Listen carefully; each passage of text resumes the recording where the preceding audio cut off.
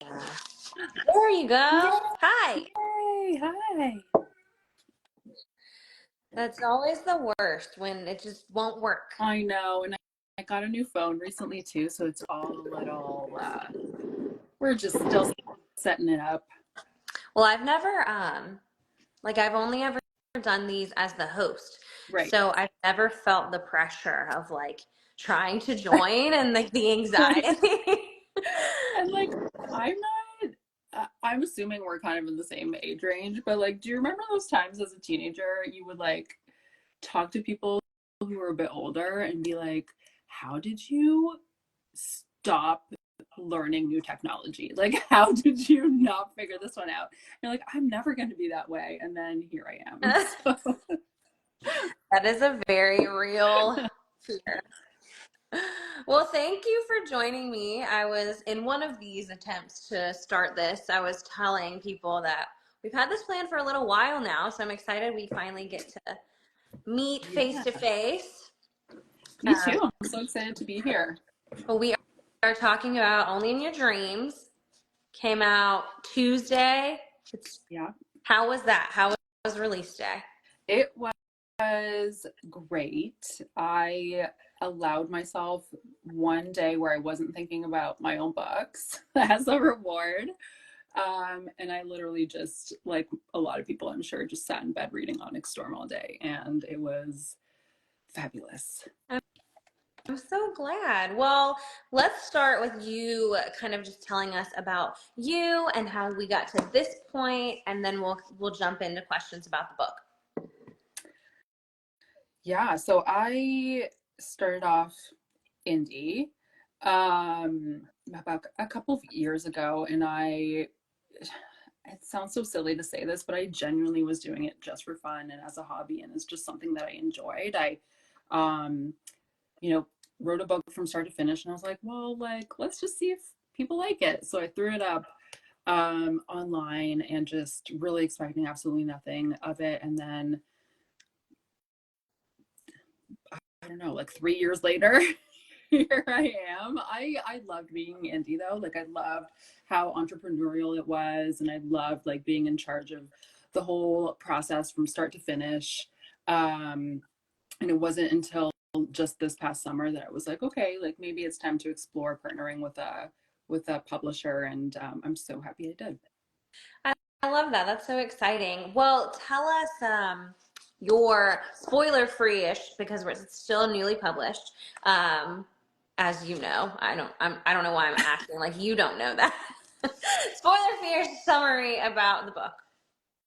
So I would say it's a bit of a cross between Friday Night Lights with the football team drama, with lighthearted modern day The Notebook, where Melody returns home after 10 years, really hoping to avoid her brother's best friend, Zach, who broke her heart the last time they saw each other. And unbeknown to her, he's been pining for her the whole time, and sort of decides that now's the time to prove to her that they're meant to be, all while hiding the relationship from her twin brother. So much fun. We love sneaking around. Oh yeah. So where did the inspiration come from for this one? I'm such a people watcher and such a daydreamer. And if you're in my house at any point from September to February, there is football on TV. Like my husband is just, he's not just watching his team, he's watching every single other game that gets played. And I love the sport as much as the next girl, but after a while, I do kind of, my mind starts wandering, and I kind of just, what are these players like, and coaches like away from the game, and sort of daydreaming about what that could be like. And suddenly, I just had this college football coach who was in love with his best friend's twin sister. That is so much fun. I can imagine those because like I don't watch like American football, but those games are long. They're so So long. I feel like I would just yeah, my mind would wander too. So that's not a bad place to go Yeah, when you're it's not too daydreaming. bad. It got me here, so I will thank my husband for the Thank you. incessant college and NFL football. Yes. husbands are good for that kind of thing. So you kind of mentioned a couple of the tropes or inferred them. You've got some tropes like it's always been you, obviously brother's best friend. How did you decide? I mean, as you were saying, like you are kind of watching and daydreaming about what are these people like. How did you know, like, okay, these are the tropes I'm going with? I don't know whether I necessarily plan them ahead. Oh, sorry, that's a lie. I will always put an only one bed if I can. Like I will always try to squeeze one in just because it's so good. Um, but I don't know that I necessarily plan anything out beyond those like core, like second chance, brother's best friend, you know, always been you. It just kind of like is whatever comes out of the planning and sort of plotting process that I have. And yeah, with the exception of only one bed, I think it just kind of like always, it just naturally comes out of the story. So do you like free flow as you write, or do you plan it out? Do you have outlines? I think I'm somewhere in between. Like in previous books, this one included, I I tend to get so excited. I like think of one scene that I want to write like in the middle of the book and I get so excited to write it that I just dive in without truly like planning it. And then I always end up regretting it. And always end up getting stuck. So it's my new like thing for myself is with my work in progress, I've like made sure to plot it all the way through, and that does seem to work better for me. So I think I am a plotter who is like rebelling against it, but Always that's where evolving. Gotta I'm always be evolving. always evolving. Okay, so both of these characters, they have very distinct points of view. What is the key to writing multiple POV? That is a good question. I don't know that there is a specific key. I will tell you that for me, like drafts 1, 2, often even 3 are very lacking personality. Like I just find that I just need to get the story down and the plot down, and once I'm at the end is when I really am at a point where I actually understand these people and can then go back and sort of inject more personality in the writing and in their POVs.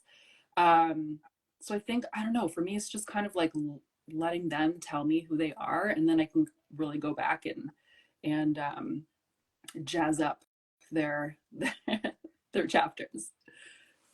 Yeah, I always think like, I'll get little like creative zaps and I'll be like, oh, this would be such a fun like short story or something. And I'll like write things down. And then I'm like, I don't know how you take three sentences of an idea and put it into like a 320-page book. It's just mind blowing to me.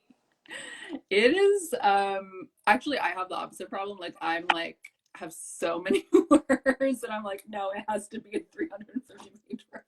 So I'm like, I major cutting at the end of a draft for me. So, Zach, we mentioned the pining, the being kind of secretly in love for a long time. We learn almost immediately that he has been living with major regret for a decade, and he's willing to do pretty much whatever it takes to get her to kind of see, like, this is it. I would love to know how you may, what am I trying to say? Like you balance this golden retriever energy, because he's got it, without making it too sugary or cheesy. That's a good question. I think it's like just what was true to him. Like I think it's one thing to have all these like romantic cheesy moments in your head and like trying to apply them to a character, and I think that's when it starts to feel like inauthentic and stands out like in a not so great way within the book. But I think like just for him it just felt really natural to kind of have like really strong pining energy and really strong like golden retriever energy. It just like never felt like it was like not him to do that. And in all like the little gestures that he does to her for her, like it just like felt really like natural to that, true to that character, that he would behave in that way. So perhaps that's the key. Well, and Melody, kind of totally different side. She is coming to terms with like the fact that she's been in a mentally abusive relationship for a very long time. She's coming out of that and she's having to kind of like sift through that and acknowledge that it happened. It's a slow journey. So why was it important for you to tell that story?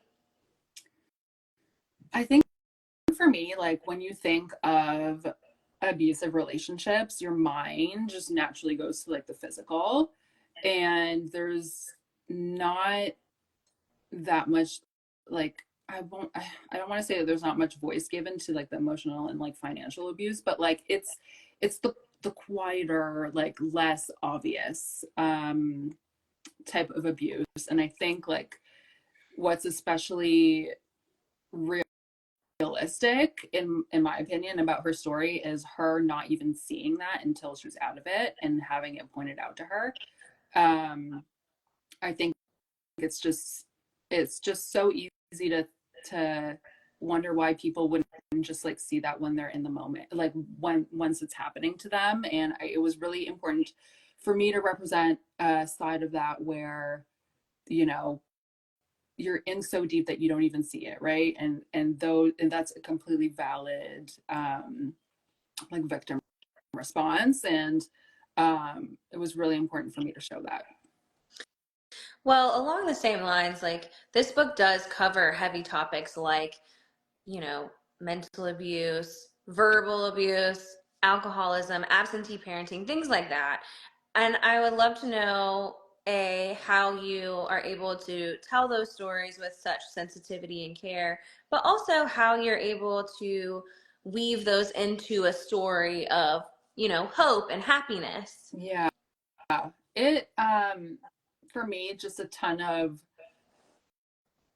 you can't always write what you know, but like you can like take the responsibility to like deeply research things and you know think about the way that you're really like put effort into the way that you're portraying them. And it was really important for me to do that in a authentic way. um but yeah, you're absolutely right. Like I what I enjoy in my reading is like that upbeat and like that hopeful undercurrent. And so yeah, it definitely was important for me to strike that balance. um so I'm glad that you thought that I I'm glad that you thought that I achieved that. Yeah, I did. I thought it was done really well and never like, like I said, I think it was handled very carefully, but also giving just like hope. Like that feels like the main part of the story, hope in all aspects of like the negative and the positive. So, Yeah, yeah, well, the angst and pining here, because we do get like little flashbacks of when Melody's heart was broken and kind of that's painful. And I feel like you wrote it in a way that it feels very palpable. So I would love to know kind of your perspective on how you're able to get these types of emotions to like transcend the page and really make the readers connect to them and feel them themselves. yeah. I think for me, my goal whenever I'm writing is to make you feel as though you are almost are the character as you're reading, and you are like feeling and experiencing the things that they are in real time. I think it's like such a unique aspect of like first person, POV, and I really try to draw on that. For me, like I think it's like always kind of exploring like the five senses, like what are they seeing, what are they feeling, what are they like, what is their heart doing in that moment, that really I think like gives like the reader cues of like, oh, this is like truly how she's feeling as it's developing. And yeah, I just kind of like it's to me, it's just not enough to like just describe the scene. Like I want to know, like, is your heart pounding? Is it like like are you panting? Like what is it? What's the physiological response? And that I think for me, that's like as a reader, that's how I connect to a character as well. So that's what I try to draw into my own writing. When I am reading and I feel like, oh, I feel that. I always like make little notes so that if I do a reread, I'm like, oh, when I was reading this, this is exactly what I was feeling, just to kind of remember that like visceralness of it. But what you were saying also reminds me of like kind of what you said earlier about like we're probably the same age, so we may have had like some similar experiences, and that feeling of like really connecting. Were you of like the generation that when you would listen to songs, you would like pretend you were the person in the song and you would like, Yes. Yes. And I do that when I read you. Yes. It's like, it's, you know, when people are like, oh, I read and I see it like a movie. Mhm. I don't see it like a movie. Like I see it like it's like happening to me. And it's so visceral. And I just like, I actually like really, it's stressful. Don't get me wrong. But like, it is, I don't know, just like such a cool way to experience a story or a song or like a movie or whatever. Um, yes, I totally get what you're saying. And I, that's what I shoot for. Did you did you have a song like a very did you have like a specific song when you were growing up that was like every time? Oh God, I can't even think of one right now. Like But like I mine would, yeah. What's yours? to this day is still Iris by Goo Goo Dolls. It's so like there really is something about it. Like I I yeah, I feel that. Yeah. There have been songs and I would have to like sit there and think about it, but there have been songs where I just can't even listen to them because I just like the second even like the opening beat comes on, like my heart starts pounding and I'm like, no, I can't do this. Like, Yeah. And like Dido, yes. oh, There's oh my gosh, yes. White flag? yes. What is it? Yes. Yes. Yes. Every time. You Every get it. time. You get it. Oh yeah. Well, back to Melanie and Zach. So they've got like 15 years of this attraction between them, even if it was long distance for a while or went away. Um, it doesn't take long once they've kind of been reunited for things to get physical. So I would enjoy your perspective as to why it's important to share, like sex positive stories where females are not ashamed of like seeking pleasure. Yeah, I seriously adore this question, and I think that it's the reason I write Spice, and it's the reason I enjoy reading Spice. And I think like in a world where the majority of um like depictions of sex in the media or are like designed for male consumption and male enjoyment, like we gotta get like something that's empowering to women and something that's like revolves around the woman and makes her feel empowered to be an active and like enthusiastic participant in like that aspect of her relationship if she chooses to have that aspect of her relationship. And I think for me, like I think so many people can relate to discovering like things that they enjoy from reading, romance novels and realizing that you are allowed to be vocal and ask for what you want and enjoy it. And it's one of the reasons I don't think I could ever go without writing Spice. It's because like it is just so, I don't know, it is really important to me. I love that. I think it is, I hear from people so often about just like how it does help them come out of their like, like shame or embarrassment. Maybe not shame, but yeah, I think those are really important pieces. So I'm glad that you shared that too. Yeah. So, what was the most challenging part writing this book? Um, what was the most challenging part? I don't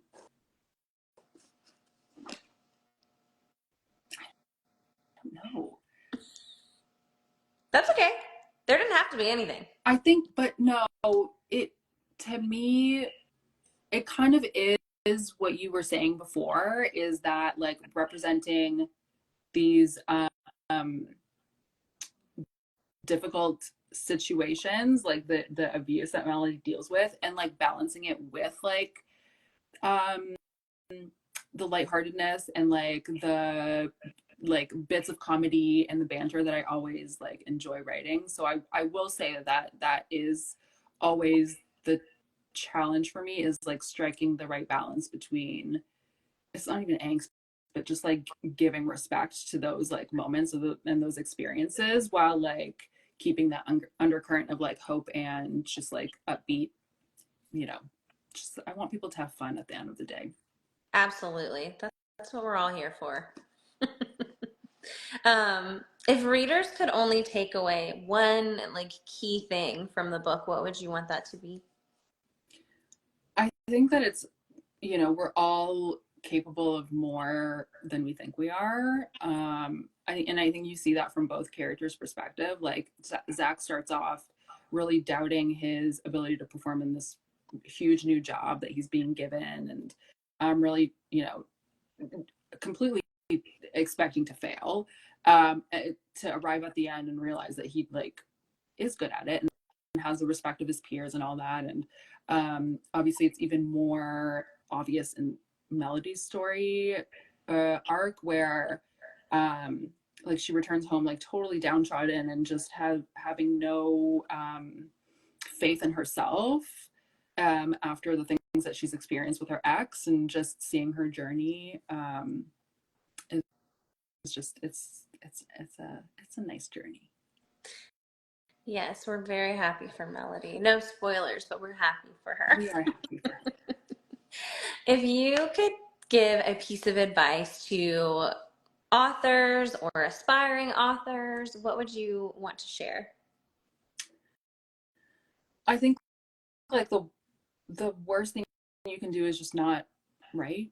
I know it just sounds like such a silly thing, but I think like, or not just give it a shot. I think especially from my experience, like I was writing with zero intention of actually publishing until one day where I just decided, well, screw it, let me just put it out there. And like it like changed my career, like I went from like corporate America to being like an author, and just changed my life in such an amazing way. And like imagine if I hadn't taken that chance on myself and my creativity. So I would just encourage anyone thinking about it to just do it and see what happens. Just try. Just try. Um, what's next for you? I mean, So no rush because this yeah. did just come out. It just came out, everyone. But what is next? It just came out, but I'm really lucky that the next book in the series, Only Between Us, actually just comes out this summer. So super excited. July 8th. It follows Brooks from the book, so a former NFL star making a comeback to the league, but he has to fake date the ex-girlfriend of another high-profile player when a picture of them goes viral, and it's just so fun, so steamy and touching, and just the perfect beach vacation book. Ooh, a beach vacation. Okay. We're already thinking, we got like a foot of snow outside, but I'm thinking about the beach vacation. I see so many PR box opportunities with this theme. Oh yeah. Like, yeah. So, Well, how many books will there be? it's a trilogy. So Brooks next, and then once you read that one, it should be obvious who comes next. Okay. Well, maybe you can come back for one or both. In the meantime, everyone, Only in Your Dreams is out now for your consumption immediately. Ellie, thank you so much for joining me. It's been a great time. Thank you. It was so nice to chat.